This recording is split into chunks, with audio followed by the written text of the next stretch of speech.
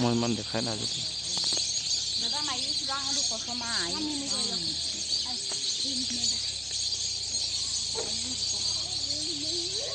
কাপোৰ